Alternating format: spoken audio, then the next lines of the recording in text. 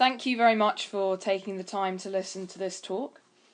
So, my name's Becky, and I recently spent 3 months in Nepal on the International Citizen Service Programme. Now, this is a programme funded by the UK Department for International Development, and I was paired with the charity Restless Development, and I was volunteering with their team in Nepal. Now, in this talk, I'll give an overview of what this work entailed, as well as giving an overview of what it's actually like in Nepal, and then I'll move on to share stories of the earthquake and what Restless Development are now doing to help in the country. Now, during my 3 months in Nepal on the ICS programme, I was in a rural community in a region called Dholaka. Now, Dholaka is one of Nepal's poorest regions, and there were very few tourists there. My village was called Makaibari, and it lay on the side of a hill and stretched down to the valley below. As you can see in the picture, it was placed on very steep landscape with terraced fields and was in very hilly surroundings. Now, it had a school and a small health post, and it also had some small shacks set up as shops. Most of the people in the community earned their living by farming, so fields such as these were the common landscape. What I saw as actually one of the main strengths of the programme was that we were placed in teams of 4. So each team would have 2 Nepalese and 2 UK volunteers making up the team. Now, this is my team, so you can see myself in the middle, and the UK volunteer whom I was volunteering with called Phoebe, and then we had 2 national volunteers, Nabina, who's on the right-hand side of the picture, and Rajni, who is in the brown jumper just inside of Nabina, and the woman in the red was our host mother. Now, a huge advantage of the cross-cultural team was that although Nabina and Rajni were from slightly wealthier families in Kathmandu, we could plan our work knowing so much more background to Nepali culture. And due to the fact that no one in our community really spoke English, they were also completely invaluable in terms of communication, and they also helped us learn a bit of Nepali. But it was very heavily stressed in the programme that we shouldn't just use them as translators. We were very much a team working together with our roles being equally spread throughout the team. The team setup also provided excellent experience in cross-cultural work, as there were very often problems not just with communication with our community, but actually also within the team, because we learnt that we did have quite different ways of working. So this meant that we didn't only learn more about Nepali ways of thinking, but we also actually challenged our own preconceptions of other cultures as well. So what we first became frustrated with, such as different conceptions of timings, for example, we learnt to work with and gained valuable lessons from this in communicating carefully and making sure that all of us actually understood what each other was saying properly as best we could, so that we learned and appreciated in the end the cultural diversity within the team. Now, Restless Development focus on youth as a social category to work with.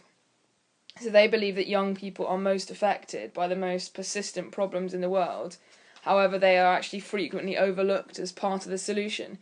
So their mission is to place young people at the forefront of change and development.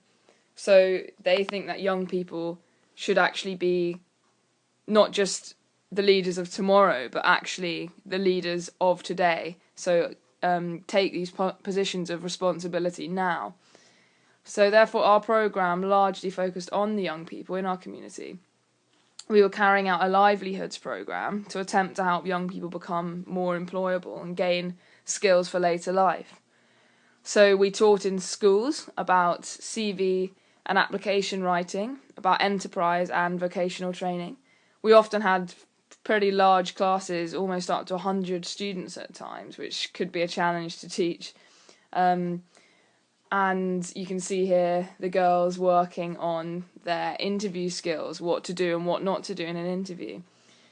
In the school, we also organise a number of events with the students in order to improve their creative thinking, leadership, teamwork and negotiation skills, because in Nepal, the common way of teaching is a very prescribed method.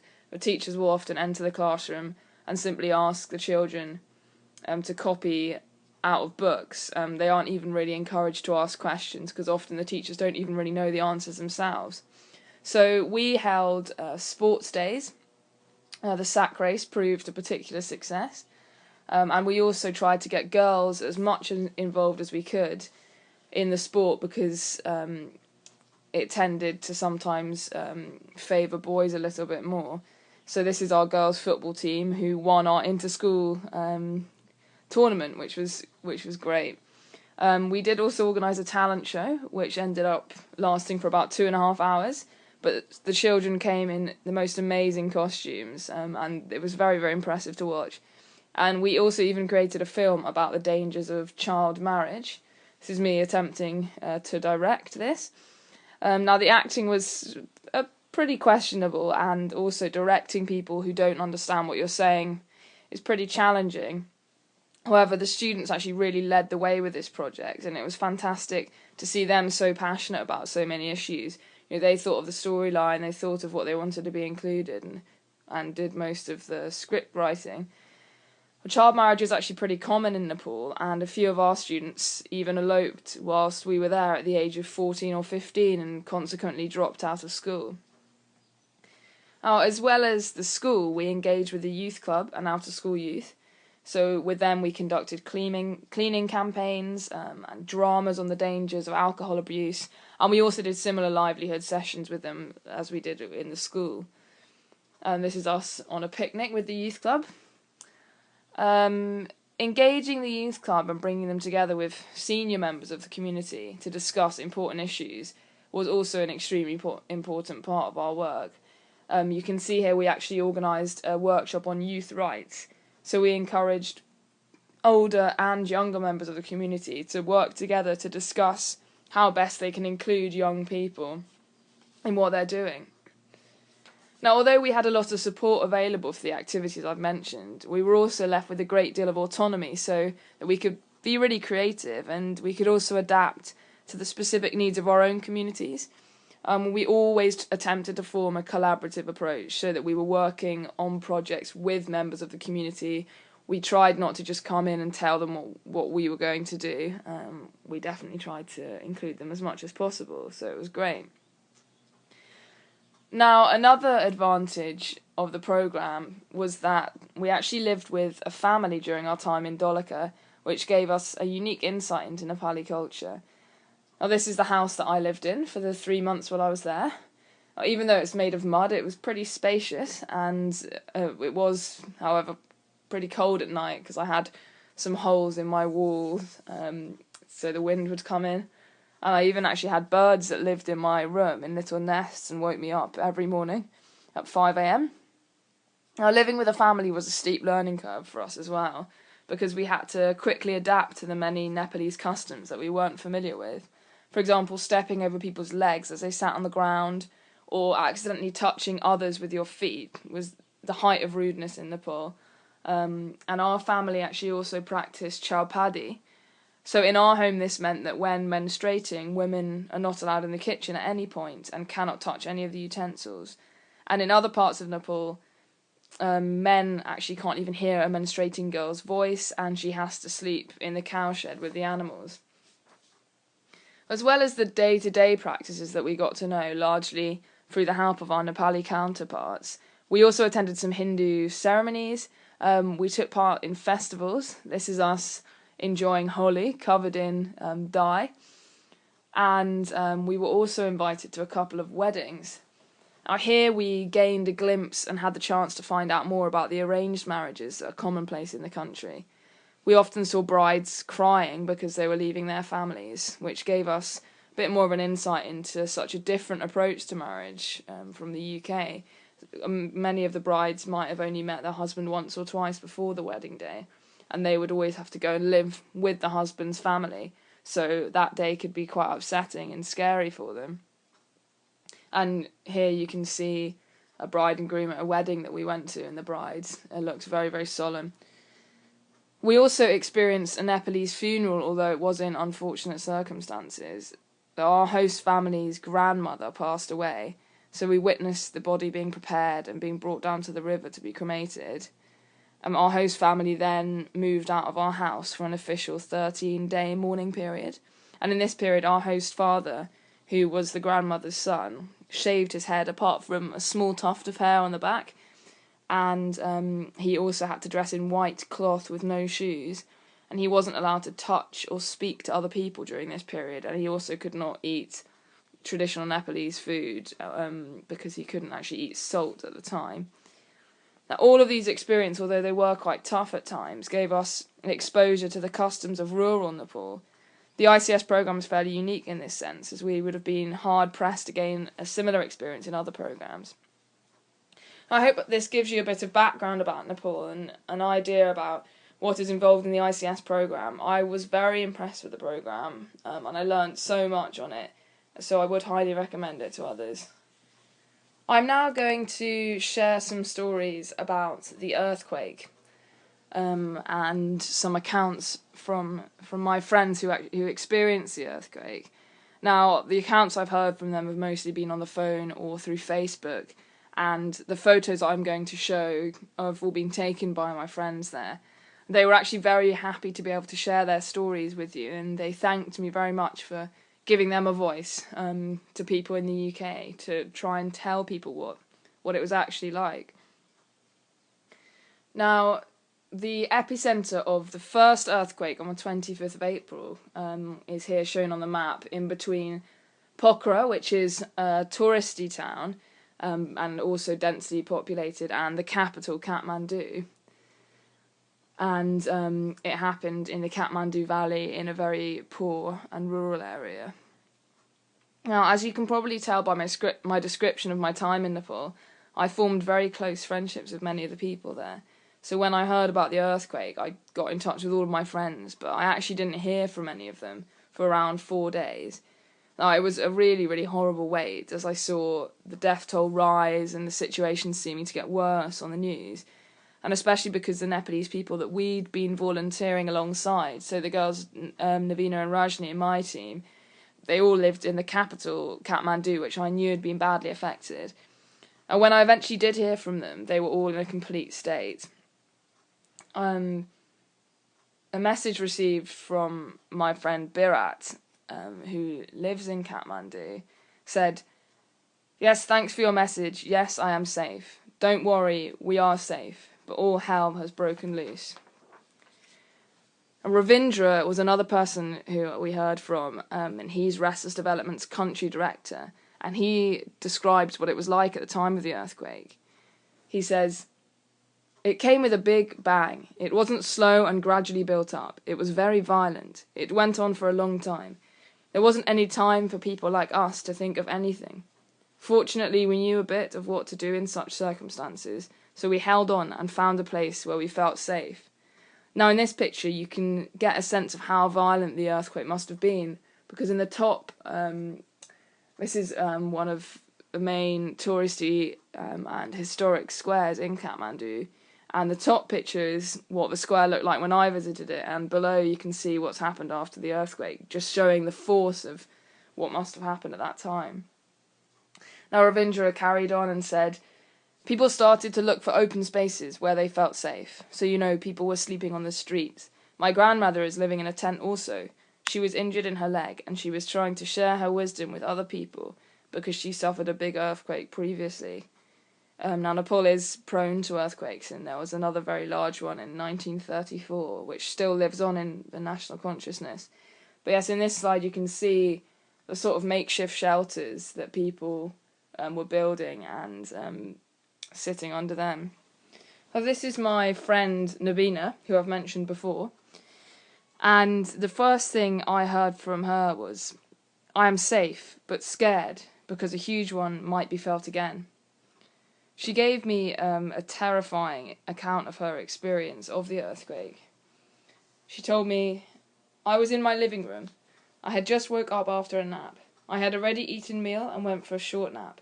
It was 11:50, around which I woke up, and as planned, I had started to be ready to visit a fair that was organised for the day, near our place. I had planned to take my brothers and sisters to the fair. When I started to do my hair, my brothers and sisters were watching TV. Suddenly, electricity went off, and house started to shake furiously. My brothers tried to escape out, but me and my aunt stopped them and asked them to hold together and stand under the door. Me, my aunt, and sister held each other and waited for the shake to go away. I thought it stopped and stood up again, but a big shake took place. I again sat down, frightened. Since we were sitting just under a big wooden wardrobe, I was frightened that it might fall on us. Immediately after shake was over, all of us went outside to the road. My sister started to cry loud, got hard to calm her down. My brother went to shock and could not respond to things properly, at least for that day. We were terribly frightened. I could not feel hunger or sleep that night. I missed my mum and dad a lot. I thought we shall never be able to meet them again. Everybody looked sad and in great fear. Here's a picture that Narina sent me of her and her family shortly after the earthquake, who were trying to keep safe by finding the only available open space in the road.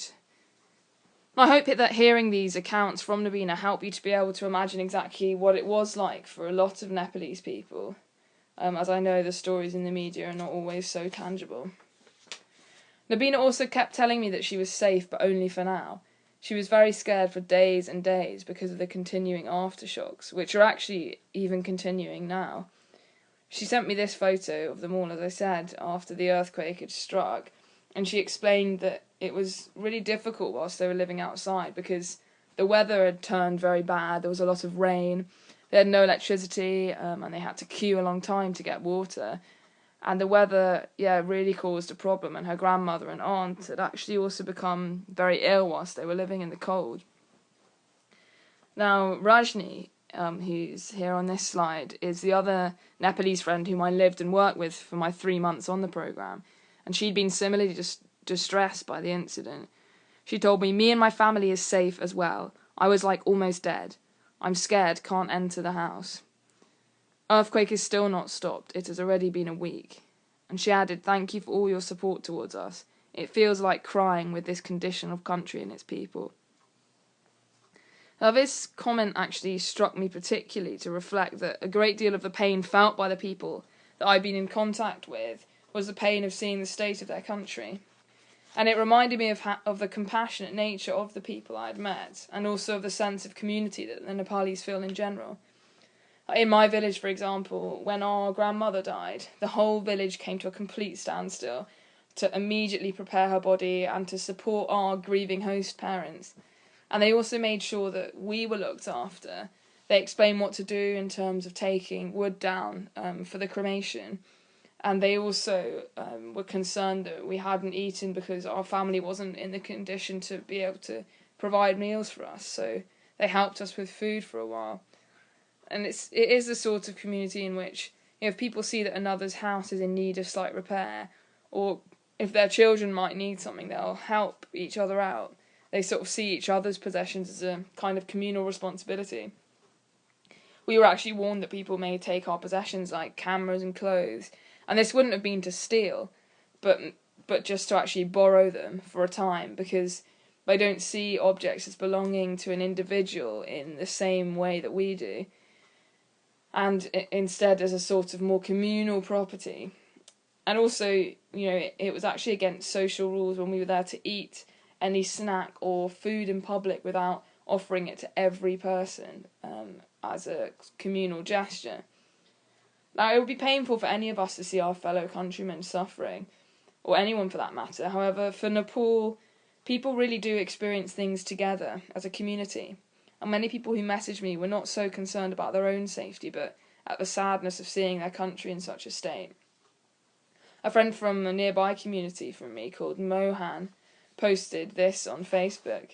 He said, "Mostly biggest earthquake in Nepal. Suddenly destroy all people's dreams. All peoples become homeless like refugee. Many peoples injure from the earthquake. Let's pray for Nepal." A similar message came from Deepak, who ran a school canteen in our village, and he was also grieving for his country. He commented, "My Makaibari's people and my family safe, but my country, so sad, God bless him." It seems also that the worldwide Nepali community is grieving for its country and feeling very helpless at the moment. I volunteered with a charity in Edinburgh called Mercy Corps last week and was bucket collecting with a lot of Nepalese people. Now, they expressed that they felt so much better at having been able to do something, as they had felt very useless being at home. And I also attended a commemoration of the earthquake in Edinburgh and had a similar reaction from the expat community. It also seemed to be important to them that many UK citizens were showing their support for their beloved country. So I'm going to talk a bit about why Nepal is so vulnerable in the face of an earthquake. Now, having spent time there, when I heard about the earthquake, I immediately thought about how catastrophic it would be if one happened there. For a start, Kathmandu, for example, is extremely densely populated. The buildings are tall with very narrow streets running between them, and there's a heavy flow of traffic pretty much everywhere. So when buildings were crumbling and falling down, there actually aren't very few open spaces for people to shelter in. With regards to responding to the crisis, the country doesn't have that much specialist equipment needed to dig people out of rubble or to reach inaccessible places. For example, they needed a lot more helicopters, and people actually started off by working with their bare hands and ropes to pull people out of the rubble, losing valuable time. In terms of the district in which I was based, although it's only 130 kilometres from Kathmandu, which is about the equivalent distance from Bath to London, not even that far, but the journey took us 6.5 hours due to the really mountainous terrain. So the road was extremely twisty and it was cut into the hills. So on either side there was a lot of loose soil and rivers running actually over the road. So it's dangerous enough in the best of times, and especially in rainy season due to the risk of landslides and mudslides. So in the wake of an earthquake, it becomes increasingly unreachable. Soil and buildings and trees cover the road, not to mention huge cracks which actually had happened in a lot of roads themselves. You can see here this pretty significant crack in a road in Kathmandu. Now, my community, Makaibari itself, lies on the side of a valley, and it often suffers from landslides throughout the year because of loose soil. The earthquake made these even more likely, and many regions have been made inaccessible because of them. Now, in terms of the actual buildings themselves, most of them are made of mud or corrugated iron, so they have very little structural stability. As you can see from this building, it's just made of wood, not particularly strong materials. And also many buildings overhang hills or ledges, which means that if there's a landslide, it can have serious consequences for the buildings placed on them. Now, my house, for example, already had quite a few cracks and holes in the walls, and we've had reports now that almost all of the houses have collapsed. What was very lucky, at least, was the timing of the earthquake, because it happened at midday. So this meant that most people would have actually been out working in the fields, and so they would have been quite far away from their houses. And if it had happened at night, it would have been a very different story. Now, Dolakha region, which was my region, was hit by the largest aftershock after the initial earthquake, which measured at 6.7 on the Richter scale. And then it actually had the epicenter of the May the 12th earthquake, which measured 7.4. So these two, only added to the initial damage that came to the region. Now, these are some reports that came through from Dolakha after the initial earthquake and aftershocks following the 25th of April. It took almost a week or so to finally actually hear from my friends in that region because communications were down. So this guy's called Binod, and he's the president of the Makaibari Youth Club, and I actually worked with him quite a lot and got to know him well. He sent me these photos of his house, and he told me, my family is okay, but all house has been collapsed, and we are standing out at the ground. Many people are died at Nepal. We are safe, don't be worried about us, but all house is finished. Very, very sad. When I asked him if he would be able to rebuild his house, he told me he might be able to in about 3 years when he could actually earn the money to buy more materials. And he also told me that no aid had reached Dolakha yet and that they were all very much suffering. You can see the sort of destruction that's hit some of the buildings in my village. many people actually at the moment are still living outside in what is a pretty unsheltered and cold area of the country. There's always a wind whipping through. And they just about survive in these places normally. So the earthquake will have just completely devastated their lives and the fine balance that they maintain there. The schools in the area have also been damaged, and around 16,000 schools have been damaged countrywide. Now this is a school in Boch, which is our neighbouring community, and as you can see the damage is extreme. And this will really affect a lot of the students in an already pretty resource poor school. And Restless Development actually have a partner NGO in Dolaka called CPARD. Now this organisation will eventually be able to help support their aid efforts in the future, as it's well established there, and Restless are planning on deploying volunteers to the inaccessible areas as well. However, a report from my friend Sonia, who had been in touch with the head of CPARD, did not sound good. You can even see a photograph of the office's current condition on the screen. It's the orange building, and I actually spent quite a lot of time there. As Sonia told us, Navraj Sir, who is the head of CPARD, his all 3 houses and the CPARD office is in poor condition and can't be inhabited. Like he and his family, thousands are homeless and living under tents in open spaces. Many thousands of houses have gone down. We are getting frequent aftershocks, which are becoming less in number each day, but it's still there, ranging from minor to about 5 Richter scale, so people are living in fear and anxiety. Now, these reports were worrying enough.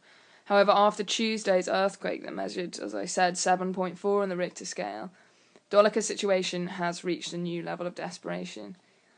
The epicentre of this quake occurred in the Dolaka region, and Charakot, which is my local town, was one of the worst hit areas in the country. 34 people at the moment have been said to have died there, and one of the hotels in which I was staying is actually completely collapsed. And my village is only 5 kilometres from that town, and I received new reports from the village at the end of last week, just a few days after the earthquake. And my friend told me, Makaibari is even more changed now. No houses are left. Makaibari is like desert. I also received worrying news from my neighbouring community, from the headmaster there called Deepesh, who told me, "My son, he always cry. I am very sad because I can't give him food. 3 of my friends died, and 1 Krishna, he is also in problem. I am in shed, no place to live, and my son is suffering from fever and diarrhea, and I have no money to treatment."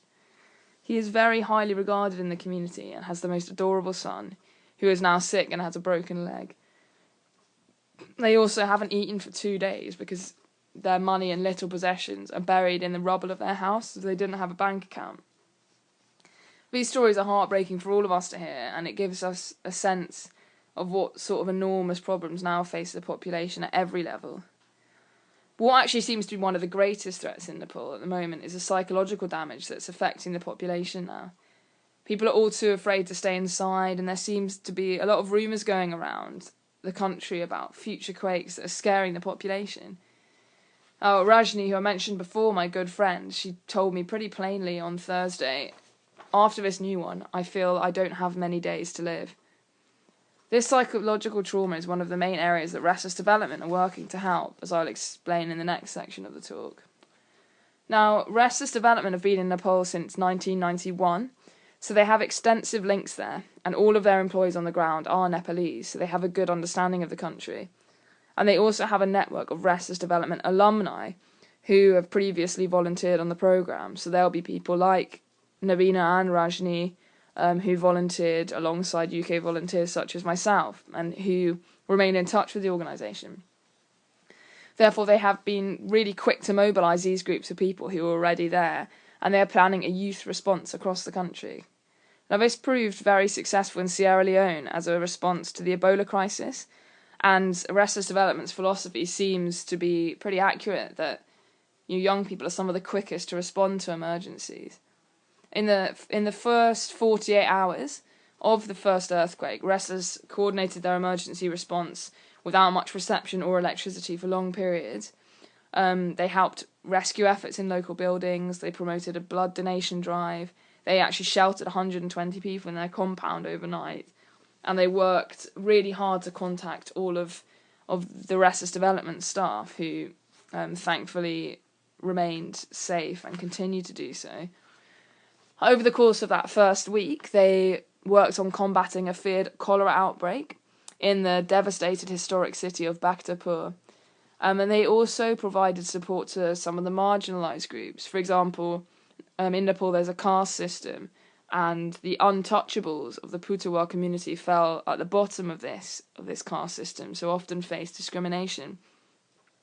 And Restless also provided one-on-one support to children and adolescents in some of the camps for the people made homeless by the earthquake.